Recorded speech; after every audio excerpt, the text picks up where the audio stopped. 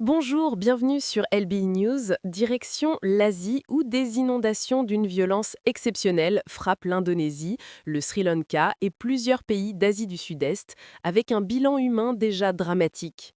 En Indonésie, l'île de Sumatra a été ravagée par des pluies diluviennes liées à un cyclone.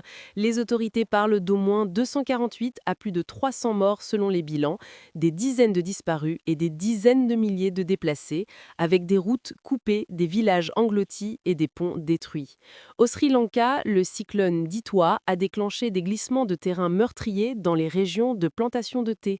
On compte déjà plus de 50 morts, des dizaines de disparus et des milliers de personnes entassées dans des écoles et des abris de fortune. La Thaïlande et la Malaisie sont aussi frappées.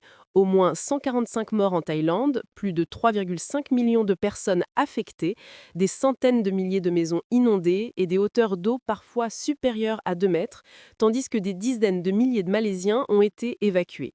Les experts soulignent que ces pluies extrêmes, alimentées par des cyclones et une mer plus chaude, illustrent la façon dont le changement climatique rend plus fréquents et plus intenses les événements météorologiques catastrophiques en Asie.